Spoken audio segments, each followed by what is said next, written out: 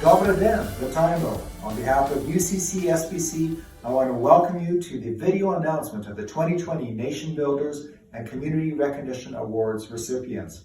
The goal of this program is to honor legacy, foster pride, and inspire others within our Ukrainian community and the province in general.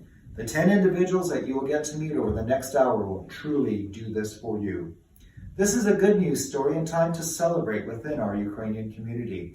I believe it is fair to say that all of us are under additional stressors as we deal with the pandemic and the wide-ranging impact it is having on our personal, work, and voluntary lives.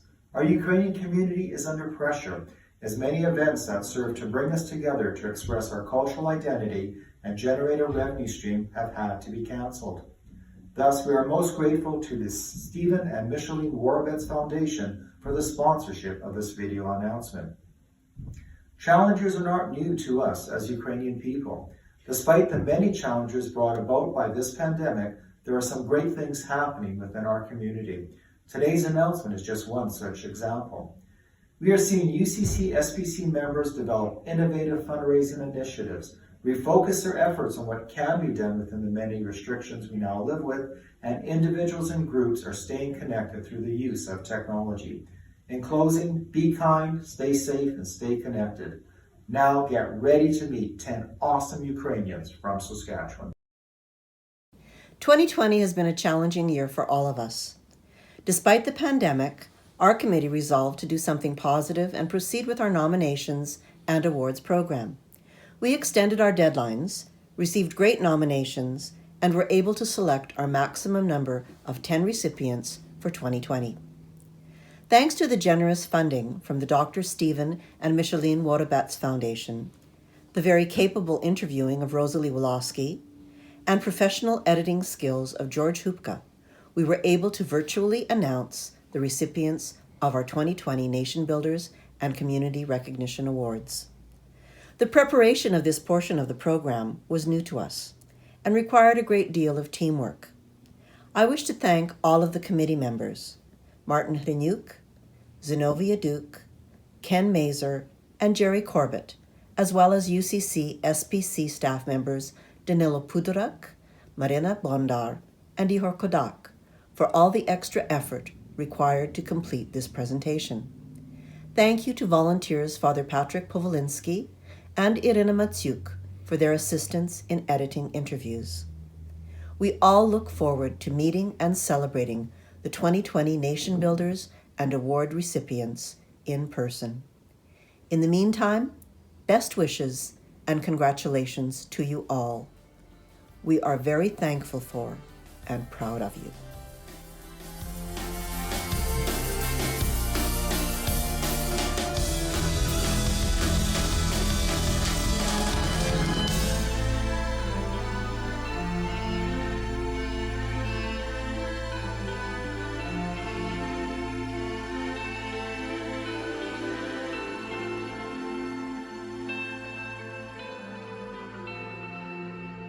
Hi, I'm Lesia Maruschak and a recipient of the Nation Builders Award for 2020.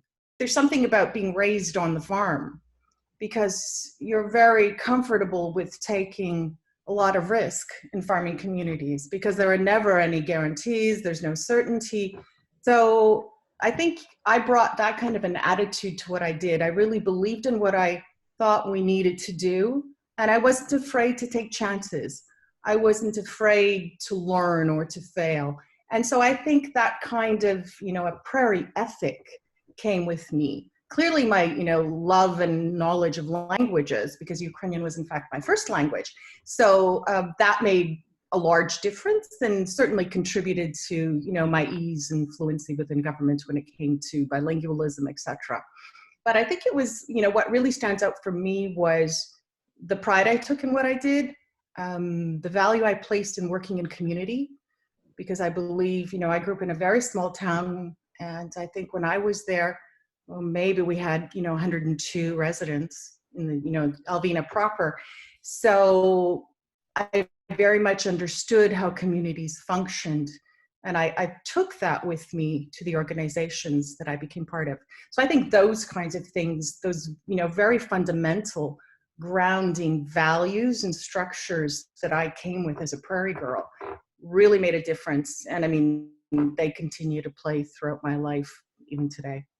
But I think maybe what I'm most proud of is sort of the last group of people I worked with. And, I think what I'd learned over all the years was that team really does mean something very, very special. So to me, I think at the end of the day, as an executive leader, we're coached at the end to develop legacy. What's your legacy program going to be? And I never really gave that a lot of thought, but I am really grateful that the things I worked on were very much things I believed in. And in the end, I learned, and it took me time to learn the value of that group of people that I would bring together that would give, more of their day to me than they did to their family. And how important it was, to celebrate them and to care for them. And so I think for me, if I had to be selfish, that was my biggest, thing I take away. Oh, completely. I left work. I knew that there was no way that I could continue to work the way I was working. I didn't have the capacity in many different ways to be able to continue to do that. I also, because the type of leukemia I have is incurable, sort of it's never been very clear as to when it might become active or, how long I might have. So there were always these kinds of questions. And, once I was diagnosed, I always asked myself, if this is your last day, what do you want it to be like? Maybe one of the biggest things that changed was I knew I no longer needed to achieve anything. So I really started to live more on a 24-hour clock, I think. And I became much more present in my life. That's for certain. I think all the time while I was in government, and I don't know how I became this way, but I was always very future focused. So I wasn't the one that be bemoaning the past, right? And rarely was I in the present. I was always in the future. But I think leukemia really brought me down to the moment. So I think that's probably one of the hugest changes. I mean, clearly I, moved to working in the arts. All kinds of different things happened in my life. I became a philanthropist. I did a lot of charitable work. But if I have to think about it, I think that is probably the biggest shift. I really found the moment. And then there's sort of this other chapter of my life that really deals with historic events. It is focused on the famine in Ukraine, the famine genocide during 1932-33, and that is sort of taken life in a project called Project Maria, and that just finished in Landskrona in Sweden and is now moving to Kiev, and we hope will continue to move throughout Europe. And I'm currently working on another project called This Land is Made for You and Me, and it's all about Canada's first national internment operations. So in these projects, I end up very much working with archival materials and reinterpreting those, and so that is very, very fulfilling for me. And with each of my projects, I will always make 2 books because I love books.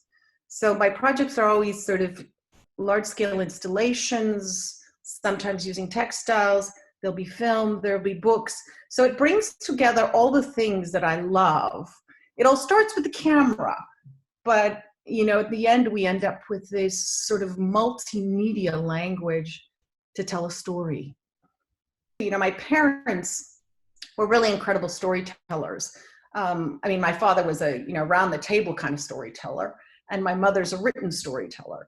So I come from a family of people who tell stories.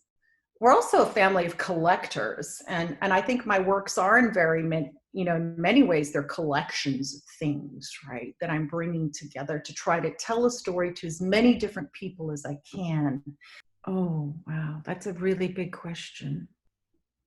You know what? I think I have one piece of advice. Okay, here we go. Every day of life is sort of like a coloring book, and you have a whole slate of colors to work with.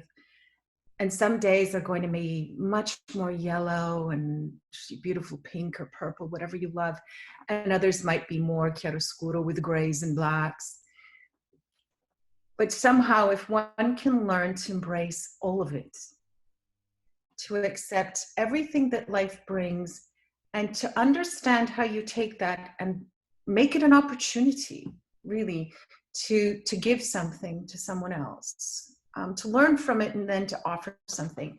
I think, for me, that was the greatest lesson in life, just to appreciate, the positive nature and the negative nature of life. And also, I think it's sometimes very, very difficult to find yourself and to say, my song might be a little bit different, it takes a lot of courage.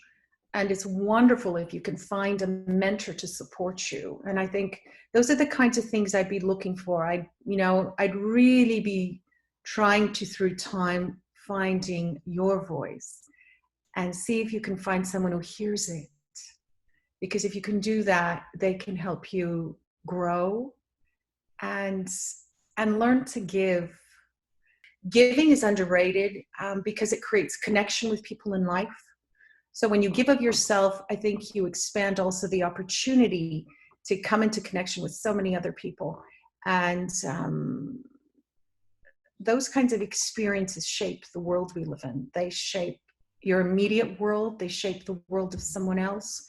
And I think if there was ever a time where we needed to learn to be, to find our voices and be empathetic and connect with others, I think that's terribly important as we move forward. I am Bishop Wiwchar, Bishop Emeritus of the Eparchy of Saskatchewan, and I also have been named the recipient of the award, Nation Builders Award. As a little boy, when I was cleaning the barn, I decided I'm not going to do this for the rest of my life. I'm going to get an education, get educated and become something. And that led me into going to the Redemptorist Father Juvenate in Roblin. And that was during the years of grade 8, 9, 10, 11, that I kept looking at it. The Redemptorists are doing interesting work. So maybe I could be a Redemptorist. And I was really inclined to do missionary work. I was sent back to Canada to be an assistant parish priest in St. Peter and Paul Church in Saskatoon. I sort of organized and ran a program called Compact, that's Stewardship Way of Life. And the parish never looked back after that. It really grew. So what was that all about? Well, it's the three things: time, talent, and treasure. If people give their time to God's work, it's very important. And now use the talents that God gives you, not for yourself. It's for the greater glory of God. So you put those two together. The treasure, the money you give him, is nothing to it. That's the program of stewardship. But you start with talent.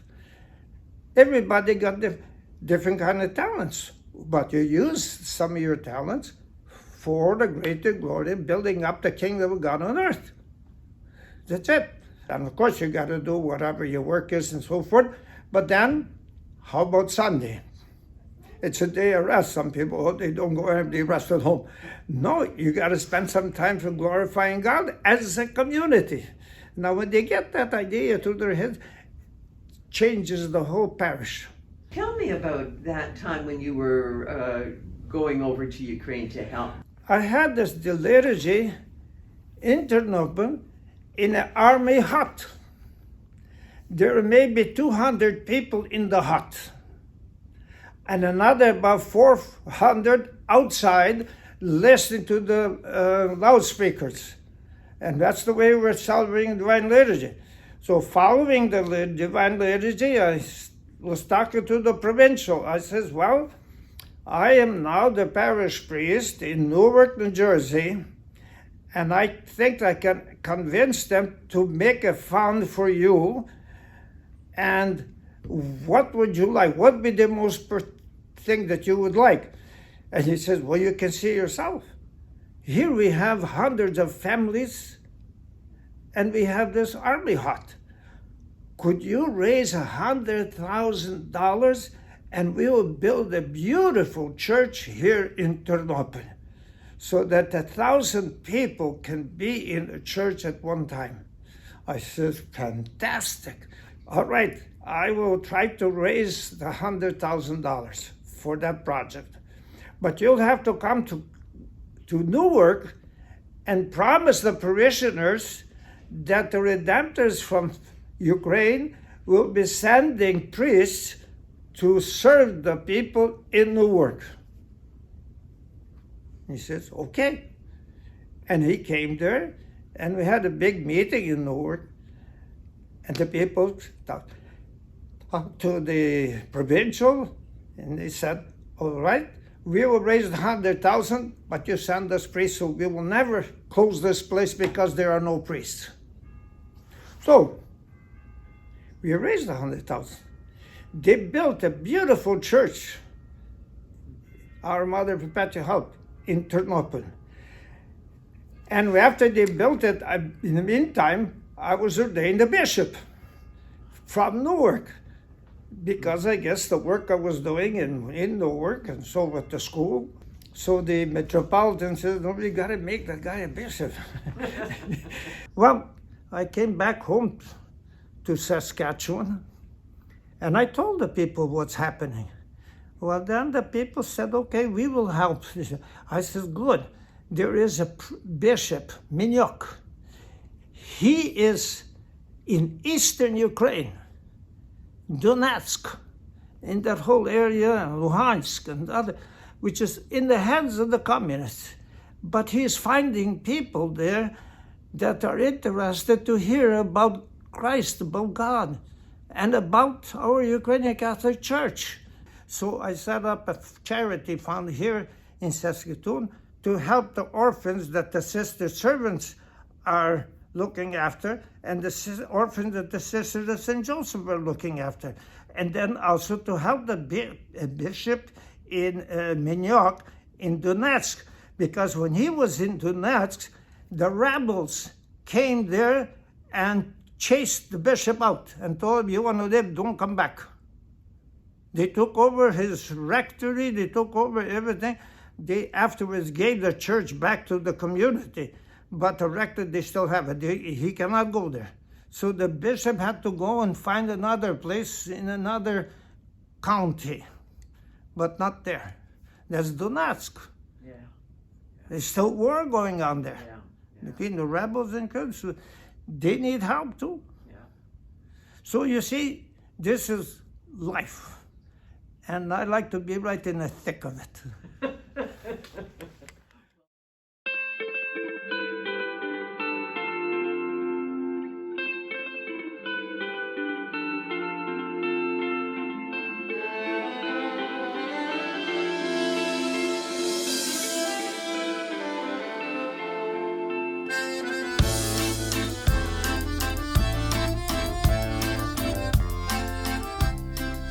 Hi, I'm Judy-Anne Chabun. I'm the recipient for the 2020 Community Recognition Award for Cultural Preservation and Development, especially for creativity and innovation. They were wonderful. We never knew that there was something out there. We had fun. We had Sundays off. It was wonderful. We played, we learned, we worked hard. Because my dad had one arm. He lost his arm in a bailing accident So we worked hard, but we loved it. I'm proud of my work ethic. I'm proud that my son got to go into Ukrainian dancing and into Ukrainian school. I'm proud. I'm so happy. I'm so grateful for taking Ukrainian classes and meeting George Fulti, because it was him that he saw the artistic ability in me to help out with the Ukrainian community. Yes, I was one of the first 4 that we got it going. Well, it was George and Al that got together and said, we need to do a festival, even just a Zabava. And so they got together and I was in Professor Fulti's class, and he said, we need somebody to decorate and do some artwork. So I said, yeah. And so I know how to do artwork on a budget and decorate on a budget. And then it just began. And I'm proud to have been in this community, in the Ukrainian community. I learned so much, because on the farm, we were Ukrainians, but we didn't know the cultural background from where we came. And it was good to be in here. Made me proud to be Ukrainian, made me proud to come from Saskatchewan, made me proud to be able to help. I learned to, you help everybody. That's the way it was on the farm. My mom always grew a big garden just in case somebody needed some. And they always helped somebody else out when they were in need. And our stuff would wait because it's not ready yet. And you just help one another out. Teaching adults and how attitude has changed over the years.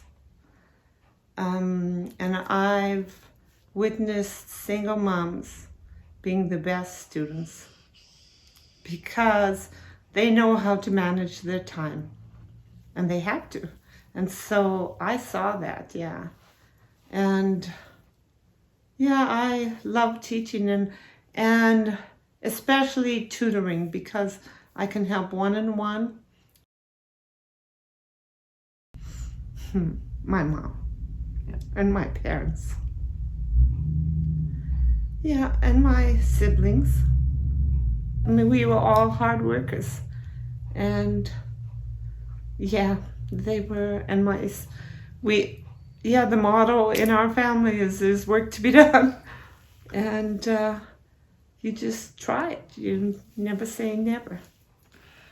When you get feedback and from students, from people that you've helped, and say, I remember this from you. You taught me this, or you made math fun, you have a good sense of humor, and things like that. That's, there's just so many of those that I cherish. And when I'm down, I will look at some of these comments that I have kept over the years. Right. And then they just, I know I have a purpose.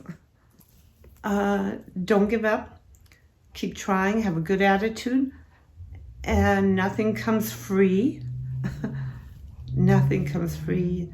And show that you're really interested in something, and go that extra mile. Go that extra mile. And fail every so often, because it's from failures that you learn to do something different. My name is Mary Humen, and I am a 2020 recipient of the UCC Saskatchewan Community Recognition Award for Leadership and Volunteerism. my very early years were on a farm in Kreider, Saskatchewan. I would say that the people that I was with were almost all Ukrainian, and so that was my beginnings. Well, I think a sense of belonging. We had a good amount of Ukrainian children who were involved in this. I would say there was probably about 30 to 50 of us, of different ages. And so you felt very comfortable. That was my life. And, even in school, like it was all just a very comfortable, I would say, way of living. And many of us became lifelong friends. Because if I would not have had that background, maybe that solid background of participation right from almost, the days I can remember, right through to grade 12, that really solidified my Ukrainian roots. And it didn't matter even in my, my early years, throughout my life, that Ukrainian root was always there. It was in my character, and I don't think that it will ever leave me. The reason I was so involved with Council on Aging is because I kept on, first of all, thinking about my mother and, and the care that she was receiving and maybe would be in the future, and how I could be an influence or a help in that regard. Council on Aging, the abuse of older adults was something that I was involved with.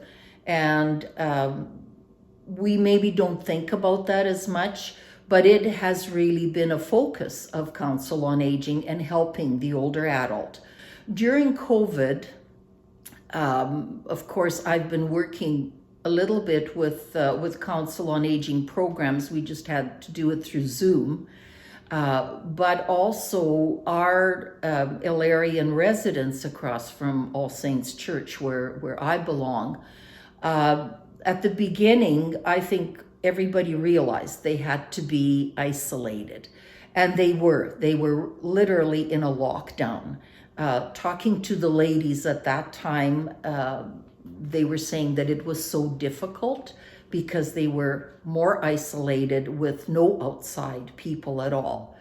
As time went by, I have had conversations with a couple of the ladies, and what they have said, that a little bit of depression has set in for some people.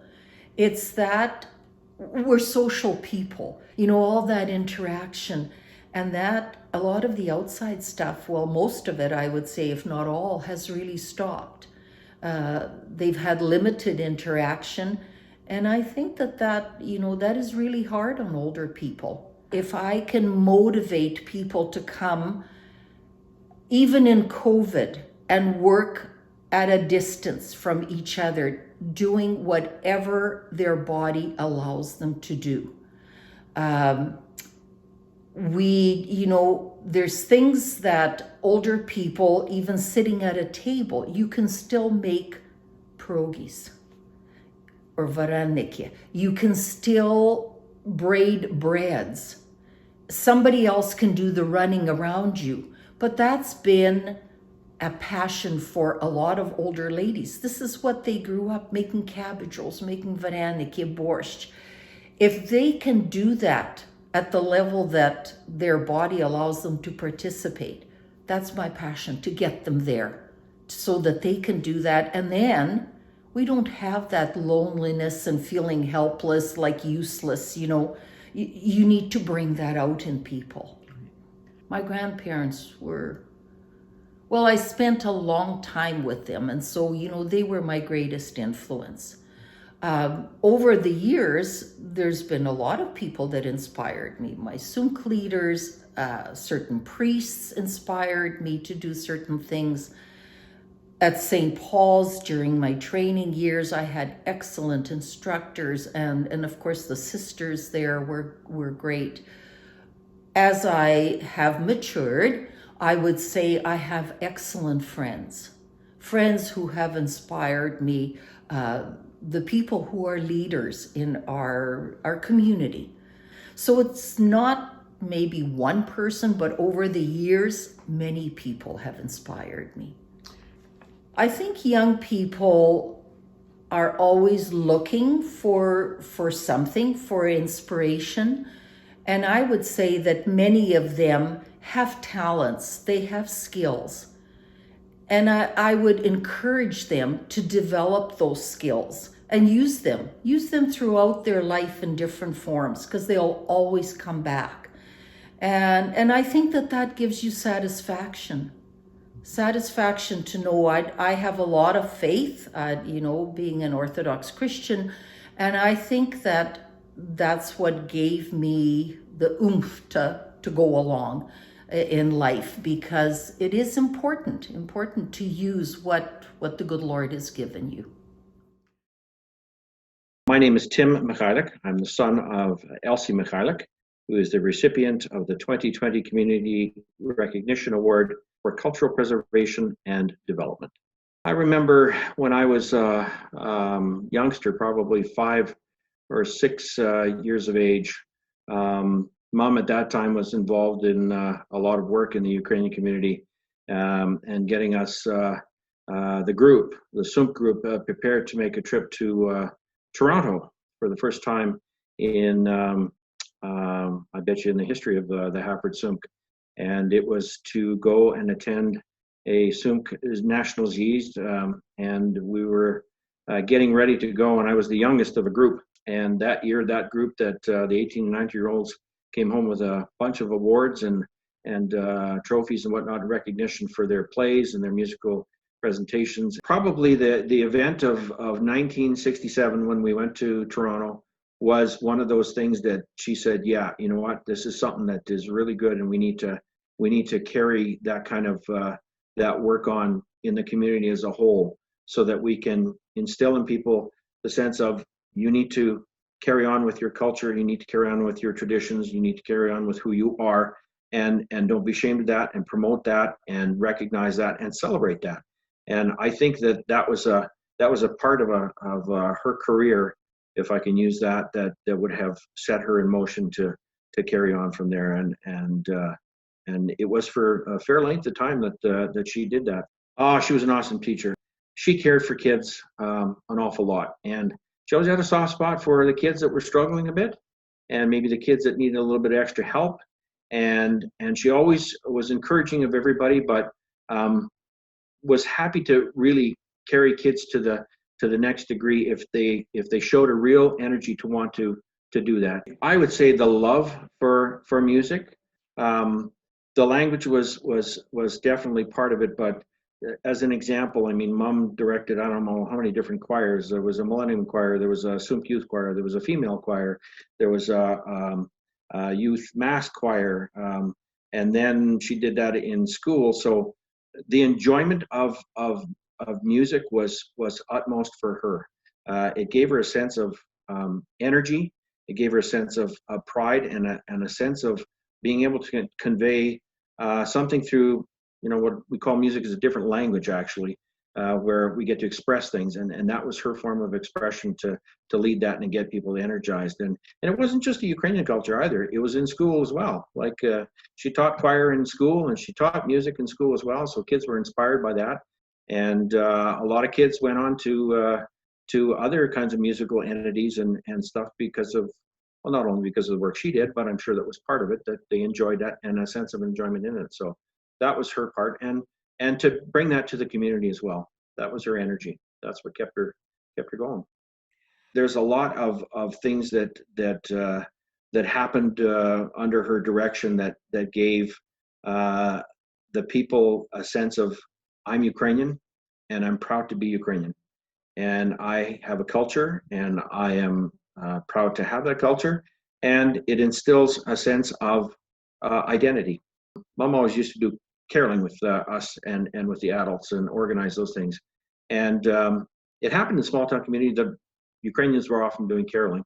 And after doing that for a couple of years, we had our English neighbors developing caroling groups. And so they started going caroling, which wasn't necessarily a tradition, but they started it. And then, of course, you know, it caught on where one group would go caroling, and then 2 days later, another group would go caroling, and everybody would support one another. And it was a community feel that really made people energized and made people proud of who they were, even if they weren't Ukrainian.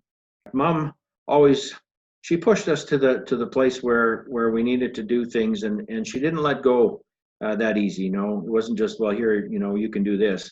She would say, yeah, you need to do this, and I'll support you in whatever it is that you need to do, but you need to do it. So, you know, as I said before, Mom instilled that in us where if you're going to do something, you carry forward and you do it from beginning to end. Mom turned 94, and you know, COVID has really put a damper on a lot of things, and we're hoping that when this is complete and done, we can take a version of it and show Mom and put a good set of headphones on her and turn the volume up and let her have a good listen to it, because she'll be prouder than punch to have and very pleased that she was given this opportunity to receive this award. Don't give up. Stick with it and be proud of who you are. Doesn't matter who you are, be proud of who you are. Celebrate your culture, celebrate everything that you feel is something that you need to be proud of and be recognized for as well. If you're celebrating things that are happy and positive, and do that. That's who you are. Don't be ashamed of who you are, and take it, you know, make sure you stick with it. Don't give up on it. I'm Mutala, and I'm the recipient of the Community Recognition Award for Innovation and Creativity. We are a very musical family, and I'm so proud of my ancestors and my roots. My mother and father I was so blessed to have great parents. And my mom had her two brothers living beside each other, half a mile away from each other. And they were very musical. All of Mom's 6 siblings were musical. They had the Dubik band. I'm number 9 out of 10. I had 6 older sisters and 3 brothers, one brother behind me. But it was so fun. Growing up at a farm is such a wonderful place to grow up. I have 6 older sisters, and 4 of us are teachers, and I have nieces and nephews that are teachers too. And we always played school. I always say, if you want to change your life, write a book. So I taught for 30 years, and then I wrote my first book, and it came out the year after I retired. And it's been such a wonderful journey. These 10 years have been so fun.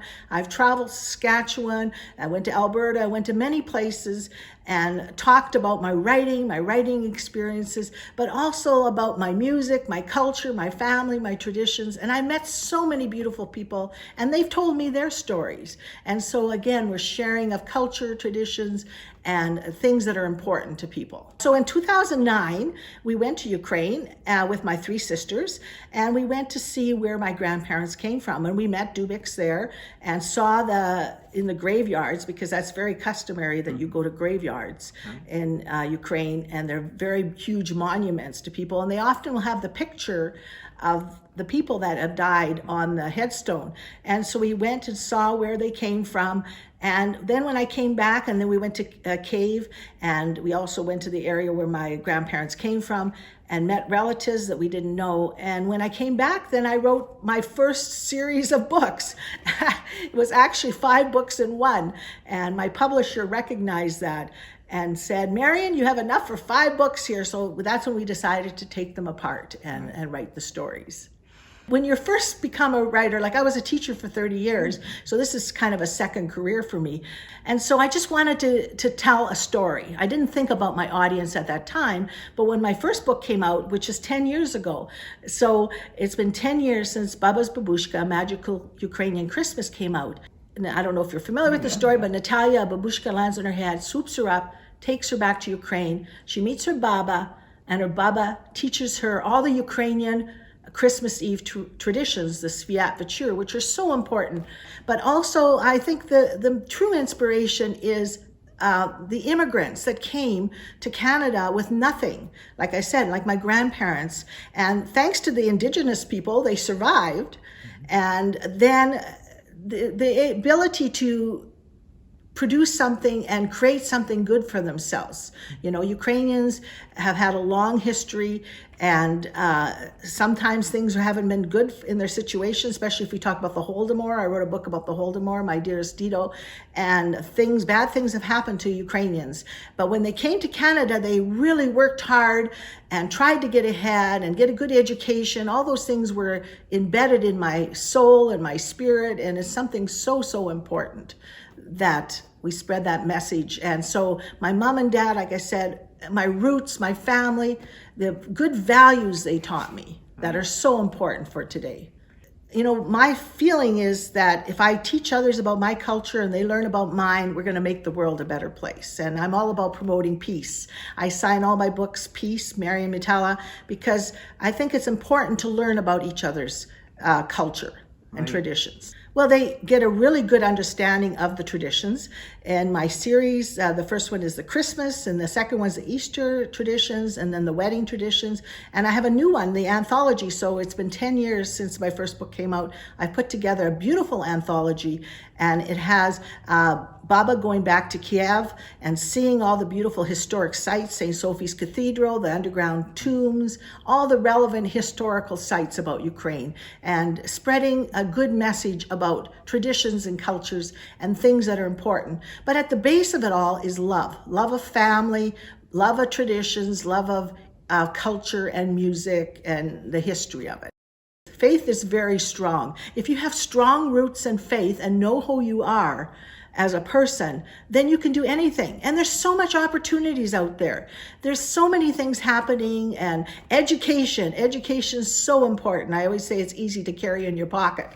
You know, a good education and learning. Find something you're passionate about, something you love to do. I think Dr. Phil says, if you find something that you love to do, it won't seem like work. And, you know, I can say for my teaching career, I love my teaching career. I taught 30 years. I feel blessed and happy about that. But then I started another career, and I've enjoyed that too. And, you know, you got to enjoy every day. I am Rose Mydynski. I am the recipient of the Community Recognition Award for Volunteerism. We were a close-knit family. I have 5 other siblings, and we were brought up in the tradition of the Ukrainian tradition, and very much into the religion part of our growing up. We worked hard for some time. My mother wasn't feeling well, so we even before going to school, we had chores to do, and we learned to do everything on the farm. Social activities were very limited, but we did have an awful lot of fun. In the summer, we played ball and hide and seek, and played all kinds of outdoor games. In the winter, it was sledding. After chores were done, though, sledding and playing, just anything. We didn't have a TV or anything like that, so we just made do with what we had. We did our homework by little lamps, coal oil lamps, and just made it was good though. It was a lot of actually fun. We went to church pretty much any chance we had. I'm not exactly sure whether we didn't have liturgies every Sunday, but when there was something going on in the church, our parents made sure that we were there. So even after, like from childhood, I love singing in the choir. I love just keeping the church clean and just everything about the church. I love to make the collage, the pascha. I do that for people around here for funerals, and even for bake sales and things like that. That's one of my favorite things to make. My mother, she made sure that I knew what to do at for different occasions in the tradition, like the bread Christmas was special. The one at Easter is different. So she made sure that I was taught to do all that and to share what I knew, what I could do with anybody that wanted to learn. I teach it at camp when I'm cooking there for the young children, and it's a surprise to see, because we do it pretty much year after, like summer after summer. There is a big difference in how they go about doing it, and the different ideas they have. It's very, very, very interesting. I think probably my catechism teachers, I've always admired that they were able to do something like that, and that I really wanted to be able to almost, I wouldn't say like almost like imitate, not imitate them, but to be able to do what they were doing. And I did manage to be able to do that. I am most proud of the things that I have learned to do, and that I am able to share it with the people in my community. I love sharing everything with people in the community, my friends, my faith formation leaders, and all that kind of stuff. So our children still keep all the tradition. If they're able to, they come home to go Christmas caroling, and they plan to always be here with us for the Easter celebration, for the blessing of baskets, attend liturgies and all the services, and the Christmas tradition also. They love to be home as family. Strengthen all the ties in the community, keep them strong. Do not forget your tradition.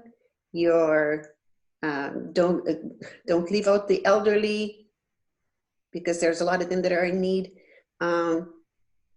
Keep all the tradition going, and if possible, volunteer where you can, because there you also learn new skills, not only share your talents with other people. I'm Leona Procyshyn from Yorkton. I have been nominated to receive the Community Recognition Award for Leadership and Volunteering. I've started singing from way, way back when I was knee-high to a grasshopper.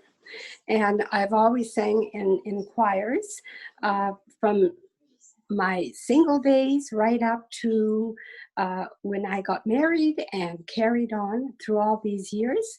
And we were able to join the Centennial Choir under Right Reverend Rowlick. The only thing I can say is I've met some wonderful people. That was a wonderful experience. We were on the stage in Yorkton, and we danced. I was also Ukrainian dancing, and we were sitting. Also, of course, we had kneel down, and Prince Philip turned around and looked at me and said, "Who do you represent?" Well, I was very offended by that, because I thought the Prince of England did not know a Ukrainian costume. But yes, it was really, and of course, all the excitement after that, you talk to the prince and that. I actually put those words in what he said to me. And it was in the leader post, et cetera, et cetera, et cetera. Yeah. It's just because the way it happened, it was such a shock for him to turn around, and he bent over and he said to me, "And who do you represent?" I always feel I've got a heart for these young people. I want to see them advance to become something. Don't set them aside, because there's so much potential in young people nowadays, and it's just one, and I just love this. I really do. I guess it's embedded in me, and I've always been from day one, starting with Sunday school, Ukrainian school, dancing. So it's just something, because mom and dad were, well, one thing is because mom and dad are both Ukrainian, and we brought up in that culture, and not only that, with church too. I think the Ukrainian have put an awful lot. The Ukrainian people are hardworking people. They strive to do their best, and how can I say? Well, that's about it, really. Do your best. Get up in the morning. Put a smile on your face. If you've had a bad day, put a smile on your face and go out. Shrug it off. And there's always a better tomorrow. Like with my grandchildren and great-grandchildren,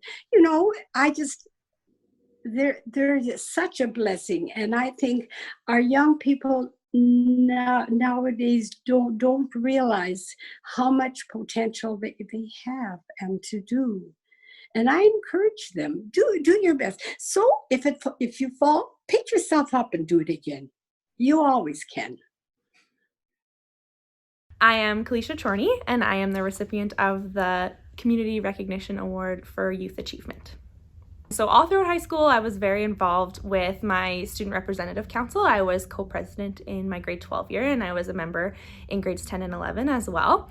And I also did lots of volunteering through our Nipawin Kinsmen and Kinettes clubs, and some other things throughout my community. I'd love to volunteer in school as well. And I was captain of my volleyball and basketball teams in school. And I also, probably my biggest thing is our school hosted the 2014 Saskatchewan Student Leadership Conference, and I was one of the co-chairs.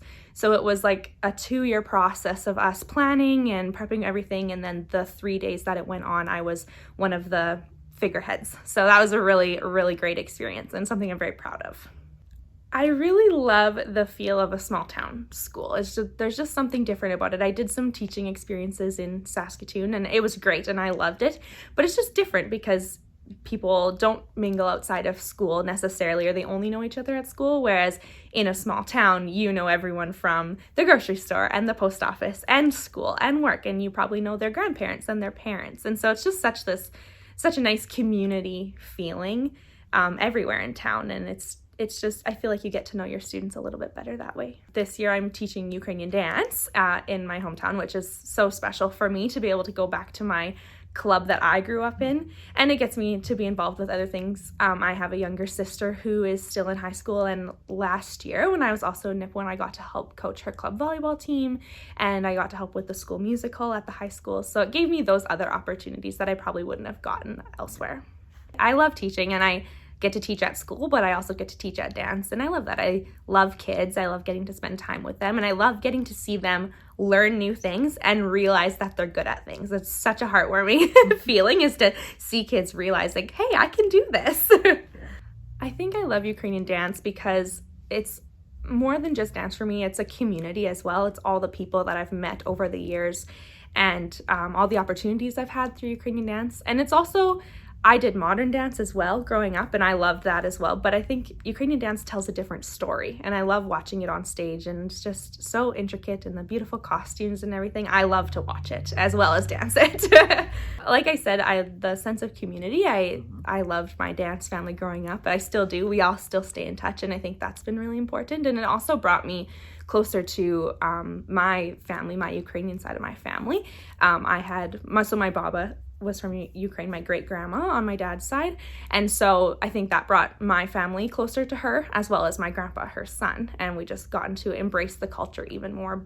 I was the first one in my family to start Ukrainian dancing, and so I think that really brought the Ukrainian culture back into our family. I have never learned the language. I would love to one day, but my grandpa does speak Ukrainian. Yeah.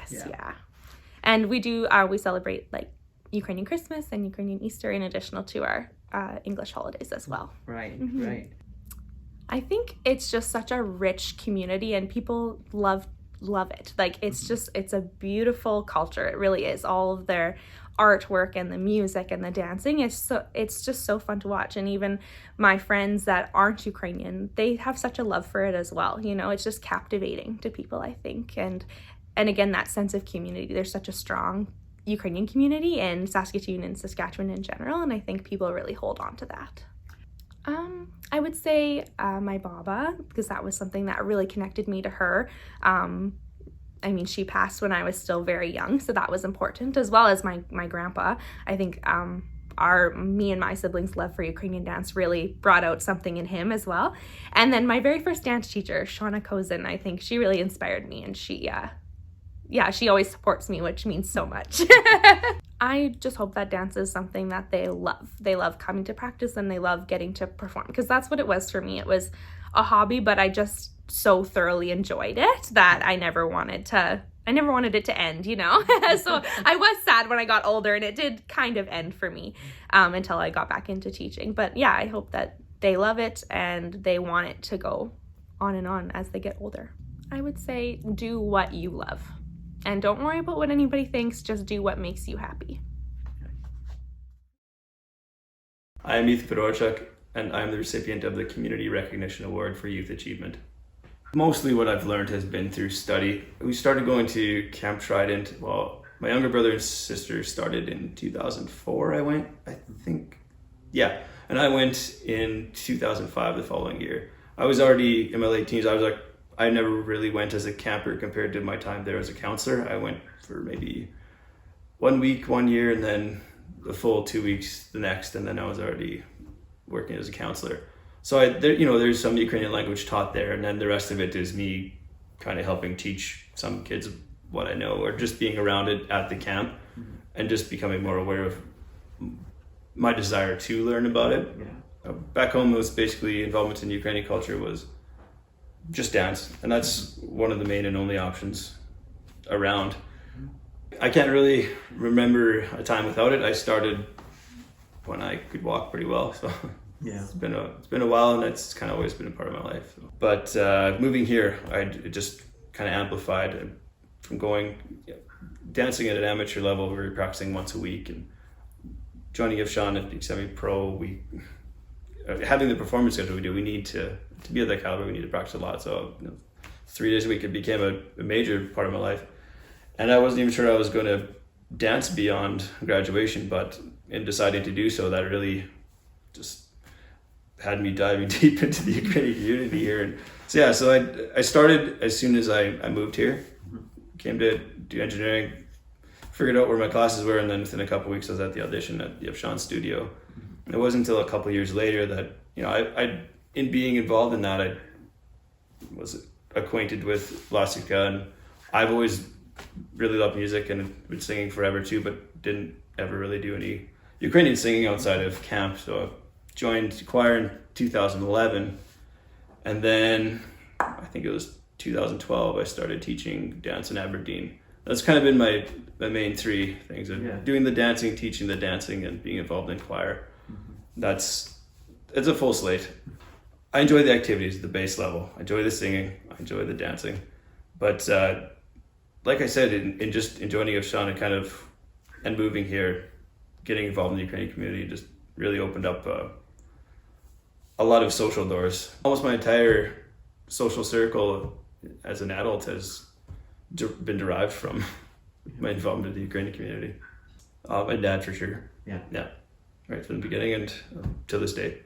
He's the hardest working person I know. I always thought I had a bit more of a claim to that phrase than others. People could always fight about, my dad could beat up your dad, or my dad's the hardest working, and maybe some people grew up to find out that, you know what, maybe dad wasn't that hardworking compared to others, but I still think, he's the hardest working guy I know. Getting involved in camp, like I said, that kind of was my first acquaintance to the idea that there is this provincial Ukrainian community that I didn't really know was there, and got me learning the language. And it was there I really realized I liked to work with kids, and especially in the context of the Ukrainian culture. The day I decided I was likely going to pursue dance beyond graduation, I was at Yorkton competition, and a guy I knew through Yorkton competitions mostly, because he danced in Yorkton, but he was a year older than me. He had come here to do engineering, and actually just his dad and my mom had been talking. We hadn't even had a chance to connect that weekend, but they were talking about he was in Wiwchar and had done engineering. So we found it out that way. But the turning point really comes down to just one moment. I was sitting in the theater by myself and just watching the dance, and just kind of, just not a whole lot of emotion waved over me, but it was kind of like a small epiphany that maybe I don't want this to be the end. I would say the same thing as one of the biggest takeaways of the lessons I received from my dad was just to work hard, do your best, just do the best you can, yeah.